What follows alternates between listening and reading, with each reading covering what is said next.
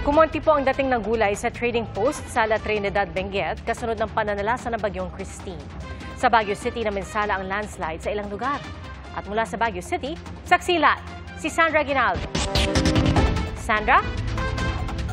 Yes, Pia, alam mo dito sa Baguio City ngayon, maganda na yung panahon, no? Tumigil na yung ulan at umaasa po ang local government na mas gaganda pa yung panahon bukas. Pero kanina po ay naging abala ang LGU doon sa paglilinis ng mga natumbang puno at gumuhong lupa. Matapos ang matinding pagulan sa Baguio City, kalbaryo naman ng ilang residente ang landslide. Huli sa akto ang pagtakbo ng dalawang lalaki para maisalba ang nakaparada nilang motorsiklo.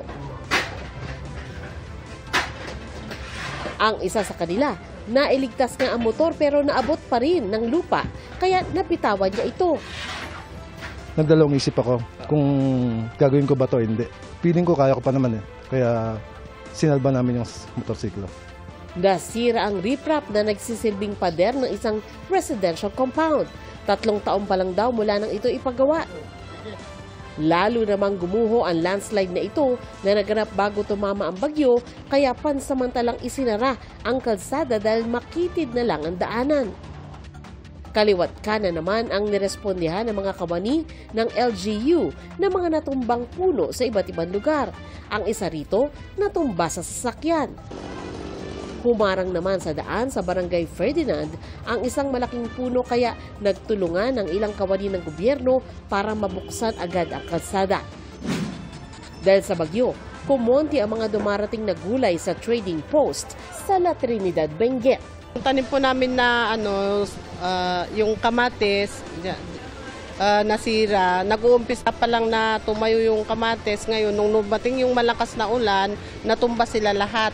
Problema rin ang pagkaunti ng mga bumibili nito mula sa iba't ibang panig ng bansa. Ang problema kasi yung mga daanan ng mga sasakyan na magdadala ng gulay, may maraming banda na may nasira ang daan, na baha ang daan, may slides, ganon. Nasira naman ang bubong ng ilang establishmento sa lungsod ng Alamino sa Pangasinan. Nagkalat ang mga tinangay na yero. Binaha ang mga kalsada dahil sa magdamag na pag-ulan sa lugar.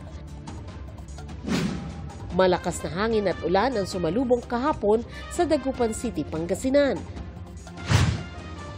At hanggang ngayon, may malakas na hampas pa rin ang alon sa baybayin. Dahil dito, kumalat ang makakapal na buhangin at mga basura. Nananatiling lubog sa baha ang ilang bahay sa Ilagan City sa Isabela. Ayon sa CDRRMO Ilagan, aabot sa mahigit 30,000 na individual ang apektado ng baha. 7 barangay naman sa lugar ang wala pa ring kuryente, habang 14 na barangay ang walang supply ng tubig. Dambuhala naman ang alon sa bahaging yan ng West Philippine Sea sa tapat ng barangay Kauwakan, Lawag, Ilocos Norte. At dahil nakataas pa rin kanina sa Storm Signal number 2 ang Ilocos Norte at Ilocos Sur, pinagbawalan munang pumalaot ang mga mangingisda. Kaya ang kanilang kabuhayan apektado, lalo na't ilang araw na silang hindi makapalaot. Kasi dito lang namin nahanapin ng pera, sir. Mambili ng ulam, ganun, sir.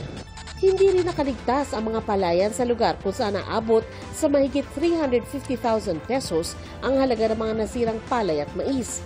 Handa naman ang lokal na pamahalaan kung sakaling bumalik ang bagyo sa Pilipinas. Nandito pa rin ang mga council at saka mga responder natin. Intact pa rin sila. Yung mga evacuees natin, nandoon pa rin sila para to be safe, yung safety nila.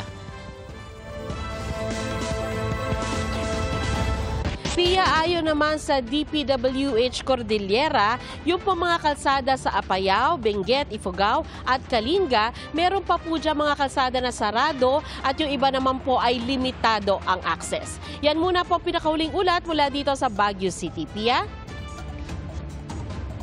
Maraming salamat, Sandra Aguinaldo.